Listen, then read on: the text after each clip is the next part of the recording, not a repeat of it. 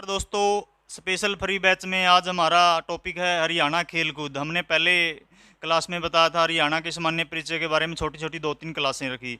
आज हम खेल कूद वह टॉपिक है जो एचएसएससी में हर बार क्वेश्चन आता है, इसीलिए हमने यही टॉपिक उठा लिया, खेल कूद। हरियाणा में खेल कूद की कुछ संस्थाएं बताएंगे, फिर खेल कूद में राशियाँ अलग अलग, हमें राशियों का वर्णन करेंगे। हरियाणा की अलग है, राष्ट्रीय स्तर पर अलग है। हम सबसे पहले हरियाणा की संस्थाओं के बारे में जिक्र कर लेते हैं। हमारी पहली संस्था आई थी 1 जुलाई 1973 को बंसीलाल जी की सरकार में, और इसका नाम मतलब मोतीलाल नेहरू जी के नाम पर रखा गया क्योंकि कांग्रेस सरकार थी। लेकिन 1 जुलाई 1973 को 1 जुलाई 1973 को हमारा पहला राय सोनीपत में खेल स्कूल खुला बंसीलाल जी की सरकार में। खेल स्कूल खुला, पहली संस्था थी हमारी खेल की। तो आज यह 13वीं विधानसभा 2014-15 में जो हमारी 13वीं विधानसभा मनोहर लाल खट्टर जी की आई, इसमें इस खेल स्कूल को खेल यूनिवर्सिटी बना दिया गया, मतलब खेल विश्वविद्यालय बना दिया।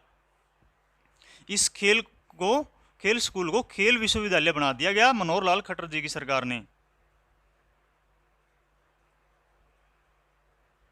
और इसके कुलपति हमारे हरियाणा के हरिकेन कपिल देव जी को बना दिया। खेल विश्वविद्यालय बना दिया हमारे 13वीं विधानसभा में, तो इसके कुलपति बने कपिल देव जी।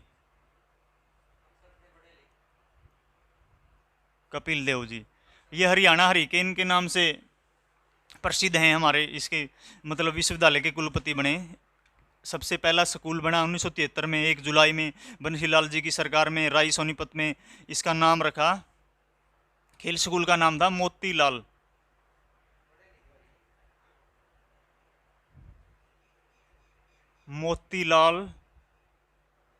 नेहरू खेल स्कूल राय सोनीपत में।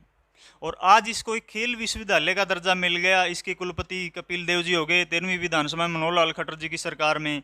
उसके बाद में भी कुछ संस्थाएं आई। एक हिसार में आई स्पेशल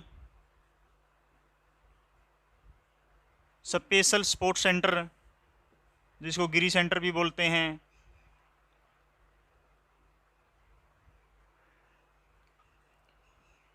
HAU में हिसार में है यह, ठीक है। खेल स्कूल के बाद में एक ये संस्था हिसार में आई, स्पेशल स्पोर्ट्स सेंटर के नाम से हिसार में। उसके बाद एक रोहतक में आई,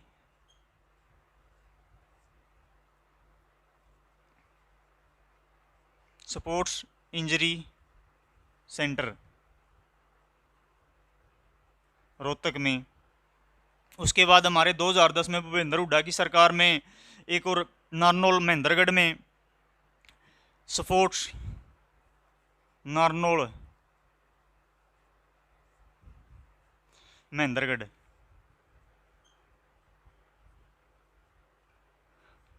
2010 में नारनौल महेंद्रगढ़ में नेशनल मतलब स्पोर्ट्स एरो सेंटर खुला।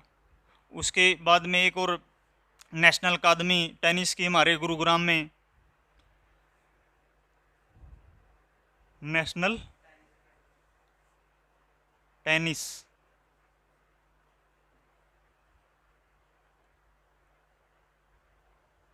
में गुरुग्राम में। ये कुछ संस्थाएं हमारे राज्य में हुई, और भी हैं छोटी छोटी। साई की सोनीपत में भी एक छोटी संस्था है। 1 जुलाई 1973 में खेल स्कूल बना मोतीलाल नेहरू जी के नाम पर, बंसीलाल जी की सरकार थी, राय सोनीपत में। आज वही खेल स्कूल खेल विश्वविद्यालय का दर्जा मिल चुका है, जिसके कुलपति कपिल देव जी हैं, जो हरियाणा हरिकेन के नाम से हमारे हरियाणा में प्रसिद्ध हैं, पूरे इंडिया में प्रसिद्ध हैं, राष्ट्रीय और अंतर्राष्ट्रीय स्तर पर प्रसिद्ध हैं। एक हिसार में स्पेशल स्पोर्ट्स सेंटर खुला HU में गिरी सेंटर भी बोलते हैं जिसको, रोहतक में स्पोर्ट्स इंजरी सेंटर है, नारनौल में 2010 में, नारनौल महेंद्रगढ़ में 2010 में स्पोर्ट्स एरो सेंटर है, उसके भूपेंद्र हुड्डा सरकार में बना था ये। उसके बाद में एक नेशनल टेनिस अकादमी है हमारे गुरुग्राम में। और उसके बाद हम करेंगे जिक्र हमारी नई सरकार की नीति की, खेल नीति, मतलब 2015 में आई 13वीं विधानसभा में। उससे पहले भी खेल नीतियाँ अलग अलग आई। इस नीति ने मतलब हमारे हरियाणा का काफ़ी मतलब खिलाड़ियों को प्रोत्साहित किया, ठीक है। और यह नीति 12 जनवरी 2015 को आई। एक क्वेश्चन तो यहीं से हो गया HSSC का, भाई 12 जनवरी को क्यों आई? क्योंकि 12 जनवरी को हमारे आइकॉन स्वामी विवेकानंद जी के नाम पर युवा दिवस बनता है, तो इसीलिए इसका ना इसको मतलब 12 जनवरी रखा गया 2015। और 12 जनवरी ये तो हमारा राष्ट्रीय स्तर का युवा दिवस हो गया, ठीक है। लेकिन अंतर्राष्ट्रीय युवा दिवस कब बनाया जाता है ये भी थोड़ा ध्यान देना है। राष्ट्रीय युवा दिवस 12 अगस्त को बनाया जाता है। दो क्वेश्चन हो गए। और स्वामी विवेकानंद हमारे आइकॉन थे, क्यों थे? क्योंकि इन्होंने एक बात कही थी, हमारे देश में मंदिरों की ज़रूरत नहीं है, हमारे देश में फुटबॉल के स्टेडियमों की ज़रूरत है। युवाओं के लिए बहुत बढ़िया आइकॉन थे हमारे स्वामी विवेकानंद जी। 12 जनवरी 2015 को हमारी नई खेल नीति आई ना, बहुत बदलाव हुए उसमें। हमारे मतलब ओलंपिक अवार्ड को, गोल्ड मेडल को कितनी राशि मिलती थी पहले, कितनी मिलती थी, अब 6 करोड़ में हो गई। एशियाई को हो गई, मतलब राष्ट्रीय टूर्नामेंट की भी बढ़ाएगी, उससे कॉमनवेल्थ की भी बढ़ाएगी। हम यहीं से ले लेते हैं भाई। ओलंपिक में हमारे मतलब गोल्ड मेडल को कितने मिलते हैं, सिल्वर मेडल को कितने मिलते हैं, और पार्टिसिपेट को भी पैसे मिलते हैं। ये 12 जनवरी 2015 को नई खेल नीति के तहत बढ़ाई हुई राशि है ओलंपिक।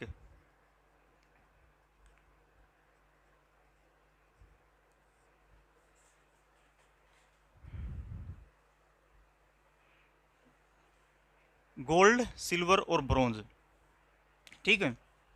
उसके बाद पार्टिसिपेट को भी मिलते हैं, ठीक है। गोल्ड मेडल को ओलंपिक में हमारी नई खेल नीति के तहत 6 करोड़ मिलते हैं, और सिल्वर को मिलते हैं 4 करोड़, ठीक है। ओलंपिक में हमारे गोल्ड मेडल को 6 करोड़, 4 करोड़, और ब्रॉन्ज मेडल को 2.5 करोड़। और इसके साथ जो प्रतियोगिता में भाग लेता ना, हमारे 15 लाख रुपए उसको मिलते हैं, प्रतिभागी, मतलब प्रतिभागी को।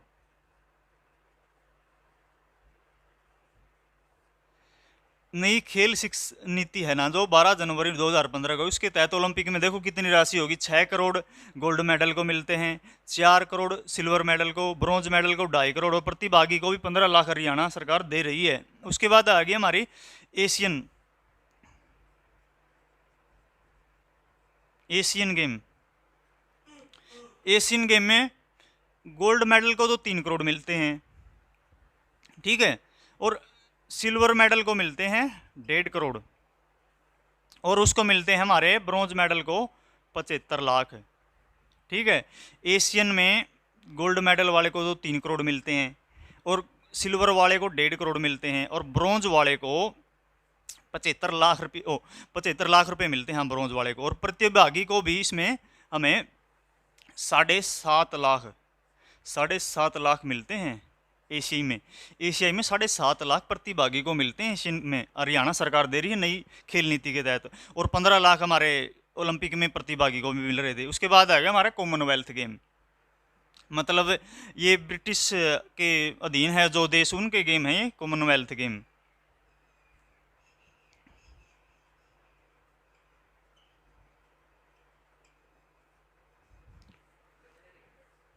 कॉमनवेल्थ गेम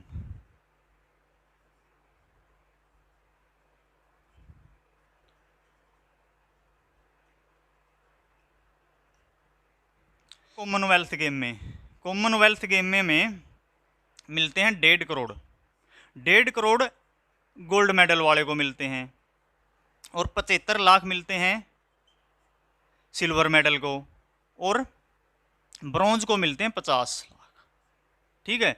कॉमनवेल्थ में 1.5 करोड़ तो गोल्ड वाले को मिलते हैं, और सिल्वर वाले को मिलते हैं 75 लाख और ब्रॉन्ज मेडल वाले को 50 लाख मिलते हैं। और इसके भी प्रतिभागी को हमारी हरियाणा सरकार 7.5 लाख दे रही है। इसके भी प्रतिभागी को हमारी हरियाणा सरकार 7.5 लाख दे रही है। और राष्ट्रीय टूर्नामेंट पे भी हमारी सरकार दे रही है।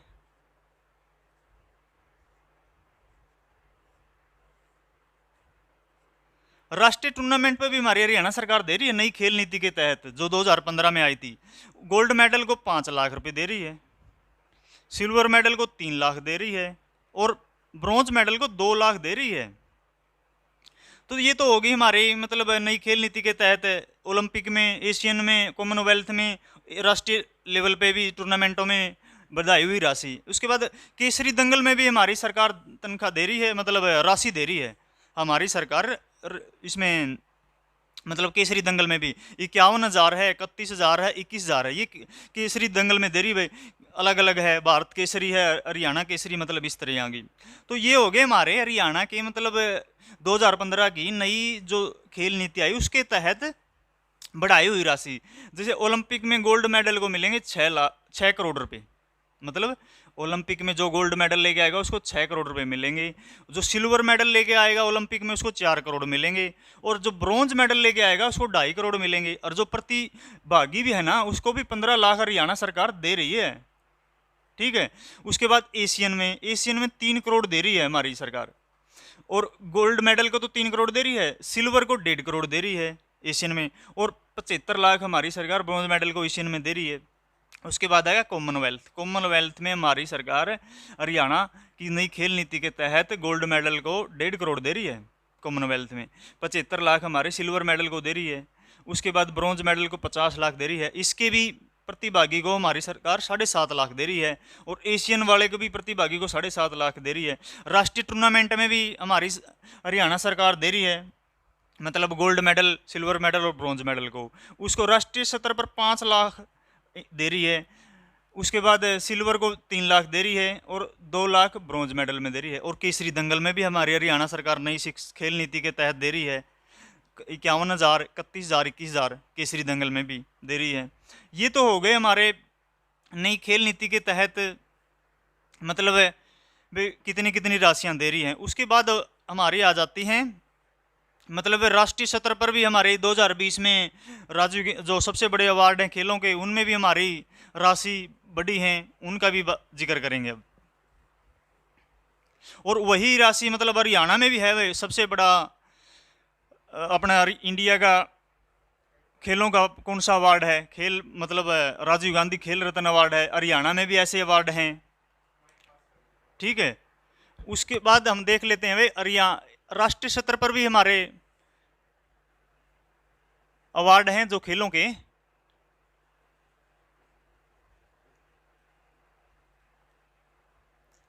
दो 2020 में इनकी बढ़ाई हुई राशियां हैं, तो उसके तहत हरियाणा में भी देखेंगे।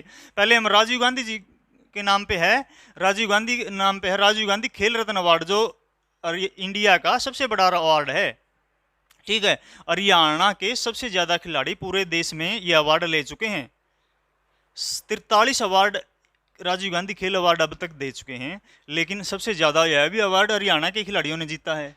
देखो कितनी मतलब खेल प्रोत्साहन में, खेल नीति में इतना बड़ा बदलाव, और इतने मतलब हरियाणा सबसे ज्यादा योगदान हरियाणा खेलों में दे रहा है। ठीक है।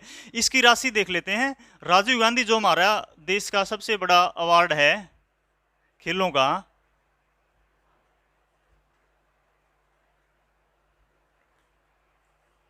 इसकी राशि है 25 लाख। जो हमारे देश का सबसे बड़ा खेल अवार्ड है, राजीव गांधी खेल रत्न अवार्ड है, 25 लाख रुपए। ये राष्ट्रीय स्तर पर है हमारा। मतलब उसके बाद आ गया हमारा अर्जुन अवार्ड।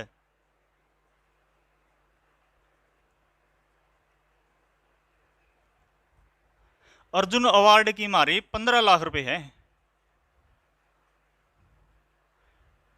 उसके बाद आ गया हमारा द्रोणाचार्य अवार्ड और ध्यानचंद अवार्ड।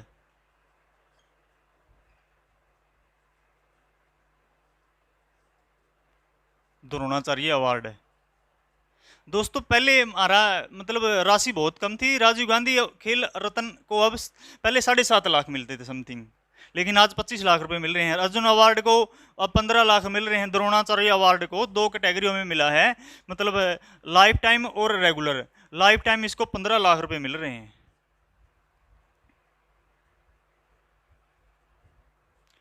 द्रोणाचार्य अवार्ड को 15 लाख रुपए मिल रहे हैं और रेगुलर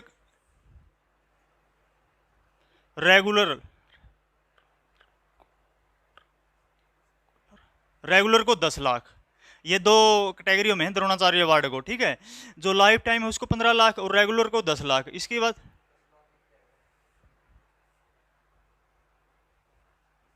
बाद है हमारा ध्यानचंद। बहुत बड़ा आइकॉन का नाम है ध्यानचंद। 29 अगस्त को ये अवार्ड दिए जाते हैं, जो ध्यानचंद जी के जन्मदिन है। ध्यानचंद की भी 2 कैटेगरियां हैं, मतलब लाइफ टाइम और रेगुलर। लाइफ टाइम इसकी 15 लाख है।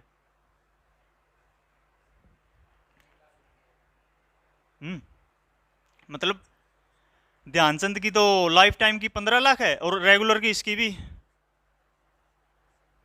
10 लाख है, 2 कैटेगरियों में। तो दोस्तों देखो ध्यान से एक बार दोबारा, राष्ट्रीय स्तर पर जो हमारे खेल अवार्ड हैं, सबसे बड़ा अवार्ड है राजीव गांधी खेल रत्न अवार्ड, जो 1991-92 में शुरू हुआ था।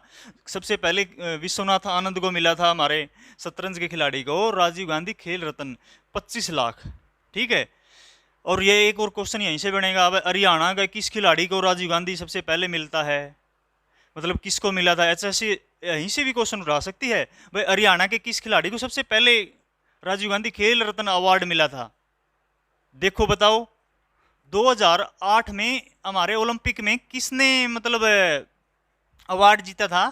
विजेंद्र सिंह जी ने, विजेंद्र सिंह बेनीवाल ने बॉक्सिंग में सबसे पहले राजीव गांधी खेल अवार्ड विजेंद्र सिंह को मिला था बॉक्सिंग में। 2008 में तो उसने मतलब ब्रॉन्ज मेडल जीता था बॉक्सिंग में, उसके बाद उसको 2009 में मिला था, ठीक है। तो अर्जुन अवार्ड 15 लाख रुपए हो गया। द्रोणाचार्य अवार्ड की 2 कैटेगरियां हैं, रेगुलर और लाइफ टाइम। लाइफ टाइम मतलब 15 लाख रुपए और रेगुलर को 10 लाख रुपए। ध्यानचंद जी की भी 2 कैटेगरियां हैं, रेगुलर और लाइफ टाइम। लाइफ टाइम वाले को 15 लाख रुपए मिल रहे हैं, ठीक है, और रेगुलर को मिल रहे हैं 10 लाख। इसी तरह हरियाणा में भी कुछ अवार्ड खेलों के बारे में हैं, मतलब सबसे बड़ा खेल अवार्ड कौन सा, ये भी क्वेश्चन बन सकता है। हमारे हरियाणा में सबसे बड़ा अवार्ड भी पूछा जा सकता है, माउंट एवरेस्ट है जैसे, ठीक है। ये कर लेते हैं, हरियाणा के अवार्ड करेंगे। जैसे इंडिया के अवार्ड हैं, ये राष्ट्रीय स्तर पर अवार्ड जो मिल रहे हैं ना, अब ऐसे ही हरियाणा में भी कुछ अवार्ड हैं। सबसे पहले लेंगे हम, सबसे बड़ा अवार्ड हमारा हरियाणा का माउंट एवरेस्ट है, जो 15 लाख रुपए मिल रहे हैं हरियाणा में उसको। उसके बाद आता हमारा हरियाणा का सबसे बड़ा खेल पुरस्कार भीम पुरस्कार का जिक्र आता है। तो सबसे पहले हम माउंट एवरेस्ट अवार्ड मिलेंगे हरियाणा का।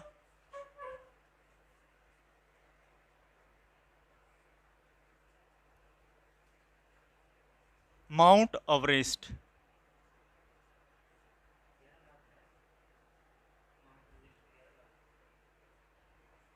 ठीक है। माउंट एवरेस्ट की राशि 11 लाख रुपए है, 15 नहीं है, सॉरी, ठीक है। माउंट एवरेस्ट की राशि 11 लाख रुपए है, ठीक है।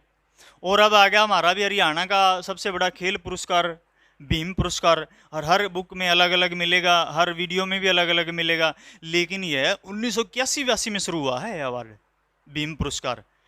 बीच में बुकें अलग अलग खिलाड़ी पे 2001-2 नहीं, 1981-82 में शुरू हुआ था और 5 खिलाड़ियों को मिला था यह अवार्ड। ये भी आ जाएगा, ये भी भीम अवार्ड सबसे पहले किसको मिला था, कपिल देव जी का भी नाम आता है, ठीक है। तो सबसे बड़ा अवार्ड है हरियाणा का।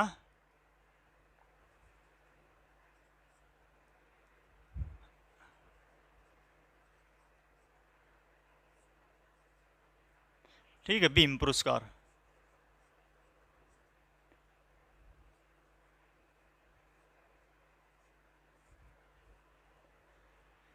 सबसे बड़ा भीम पुरस्कार है। आज इसकी राशि 5 लाख रुपए हो गई है, ठीक है।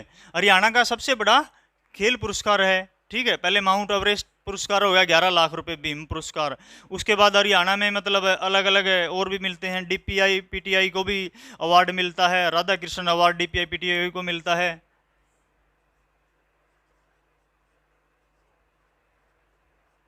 राधा कृष्ण अवार्ड श्री मतलब 2 लाख रुपए।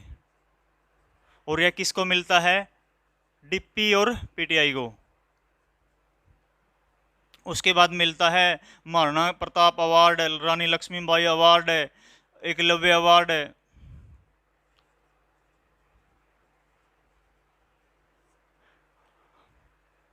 यह पुरुषों को मिलता है। Maharana Pratap life time award है, ये पुरुषों को मिलता है। इसकी 2 लाख है इसकी भी राशि महाराणा प्रताप की। लक्ष्मीबाई अवार्ड महिलाओं को मिलता है लाइफ टाइम के लिए, इसकी भी राशि 2 लाख है। लक्ष्मीबाई अवार्ड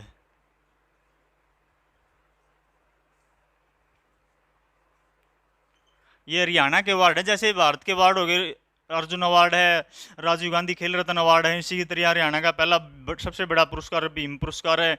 कब शुरू हुआ भीम पुरस्कार? 1981-82 में शुरू हुआ अवार्ड। सबसे पहले कितने व्यक्तियों को मिला? 5 व्यक्तियों को मिला। किस किस को मिला? कपिल देव को मिला गीता जुल्सी को मिला और बहादुर सिंह चौहान को मिला। मतलब यह पुरस्कार सबसे पहले, ठीक है। आज भीम पुरस्कार की राशि 5 लाख हो गई है। उसके बाद राधा कृष्ण अवार्ड किसको मिलता है? यह हमारे डीपीआई पीटीआई को मिलता है, इसकी राशि 2 लाख रुपए है। उसके बाद Maharana Pratap life time award मिलता है व्यक्तियों को, 2 लाख रुपए हो गया। रानी लक्ष्मीबाई महिलाओं को लाइफ टाइम के लिए मिलता है, इसकी भी 2 लाख है। एकलव्य पुरस्कार हो गया जूनियर सत्र पर,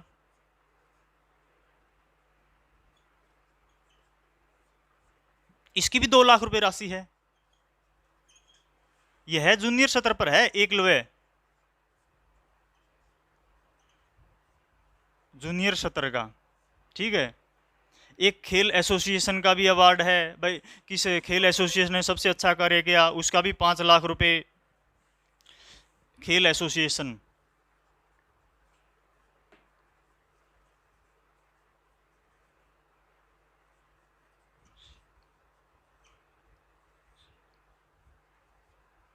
यह भी 5 लाख रुपए राशि है। मतलब इसका मतलब यही है भाई, कौन सी एसोसिएशन ने सबसे अच्छा कार्य किया। यह मतलब खेल एसोसिएशन को 5 लाख का राशि मिलती है हरियाणा में। उससे पहले हमने बताया हरियाणा का माउंट एवरेस्ट अवार्ड 11 लाख रुपए मिल रहे हैं।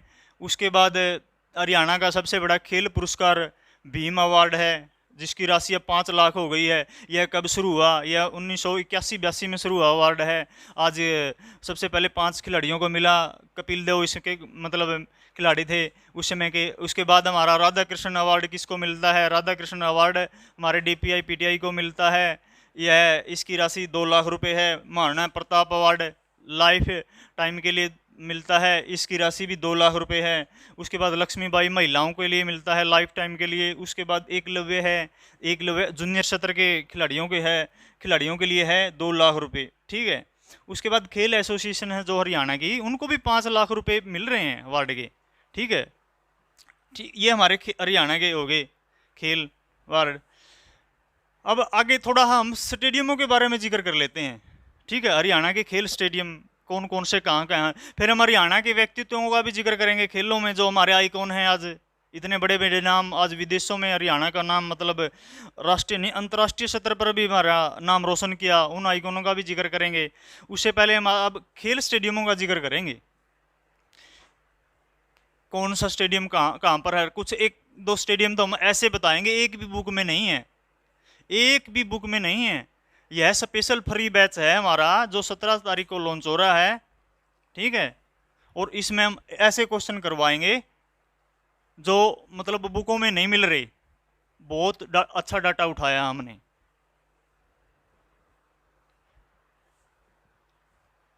चलो जल्दी से हम खेल स्टेडियम कर लेते हैं हरियाणा के।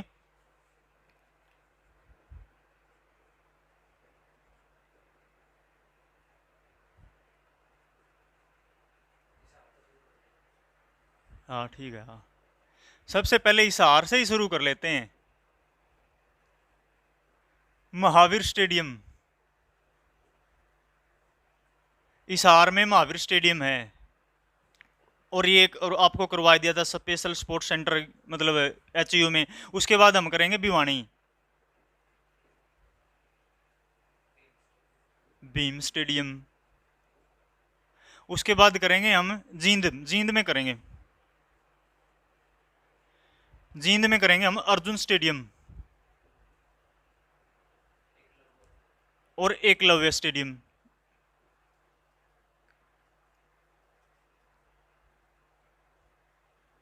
जींद में दो स्टेडियम है, एक अर्जुन स्टेडियम है, एक एकलव्य स्टेडियम है। उसके बाद करेंगे हम सिरसा में, सिरसा में भी दो स्टेडियम है, शहीद भगत सिंह स्टेडियम है, भगत सिंह और शाह सतनाम।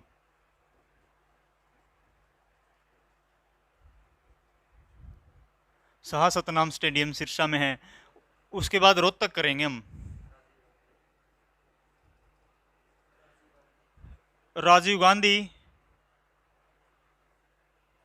और एक और लाली स्टेडियम है बंसीलाल जी के नाम पर, ठीक है।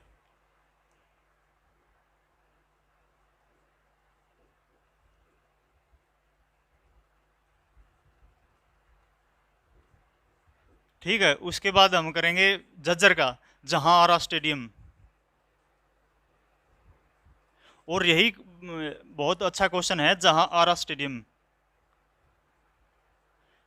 एक स्टेडियम कोई भी बुकों में नहीं है, डॉक्टर भीमराव अंबेडकर स्टेडियम, मतलब झज्जर में ही है डॉक्टर भीमराव अंबेडकर, बुकों में नहीं है क्वेश्चन। हम डॉक्टर भीमराव स्टेडियम कहाँ पर है ये पूछ लिया जाए ना तो एकदम जाएगा भी ध्यान, क्योंकि बुकों में है नहीं, तो यही डाटा है न्यू, तो झज्जर में यह स्टेडियम। उसके बाद हम करेंगे कुरुक्षेत्र, द्रोणाचार्य स्टेडियम,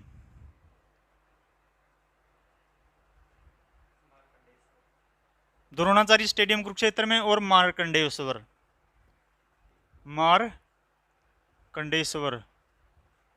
स्टेडियम भी शाहबाद कुरुक्षेत्र में है। उसके बाद हम करेंगे पंचकुला,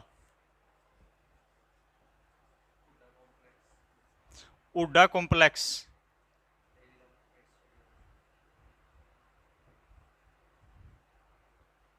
और देवीलाल स्टेडियम क्रिकेट, हाँ देवीलाल स्टेडियम यह क्रिकेट के लिए स्टेडियम है, जो मतलब आईसीएल शुरू हुई थी, एक विवाद हुआ था, यही स्टेडियम है वो, ठीक है। उसके बाद हम करेंगे अंबाला,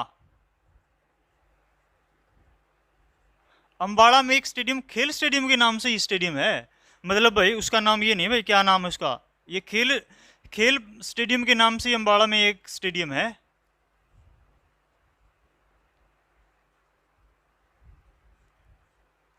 ठीक है, अंबाला में। उसके बाद हम पानीपत करेंगे, पानीपत में शिवाजी, थोड़ा सा भी ध्यान करो तो पानीपत में शिवाजी मराठा, इससे ध्यान कर लेने की बात है। मराठों का युद्ध पानीपत में कहाँ हुआ, और यहीं पर एक स्टेडियम का नाम है शिवाजी, याद करने के लिए बहुत अच्छी ट्रिक है ये, वे शिवाजी मराठा कहाँ पर है।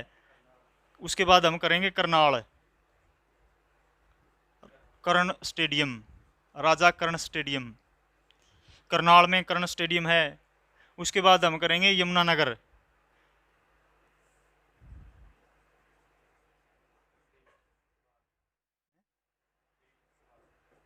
Built stadium,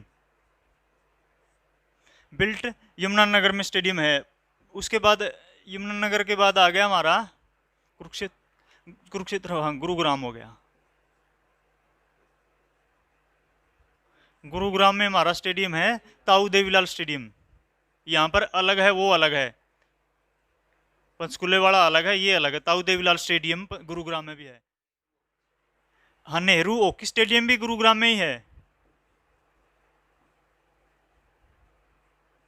Nehru hockey stadium भी गुरुग्राम में है। तो ताऊ देवीलाल स्टेडियम तो गुरुग्राम में है, और पंचकुला में करवाया था वो हमारे देवीलाल स्टेडियम, क्रिकेट स्टेडियम है जो विवादों में रहा था आईसीएल के बारे में, आईसीएल मतलब एक लीग थी। उसके बाद हमारा हो गया गुरुग्राम, हो गया फरीदाबाद के रह गए हमारे, यहाँ फरीदाबाद के राजा नाहर सिंह स्टेडियम, ठीक है। फरीदाबाद में हो गया नाहर सिंह स्टेडियम, और एक और स्टेडियम है फरीदाबाद में, अरावली गोल्फ कोर्स हाँ, थोड़ा भी ध्यान कर ले, अरावली की पहाड़ियाँ किस तरफ है, मतलब अरावली गोल्फ कोर्स स्टेडियम है फरीदाबाद में, राजा नाहर सिंह स्टेडियम फरीदाबाद में है, चंद्रशेखर आजाद स्टेडियम भी फरीदाबाद में है। एक स्टेडियम और है दादरी में है, बलिदान स्टेडियम, बहुत अच्छा नाम है स्टेडियम का, बलिदान स्टेडियम। कहाँ पर है? चरखी दादरी में, ठीक है। सुभाष चंद्र बोस स्टेडियम है हमारे पलवल में,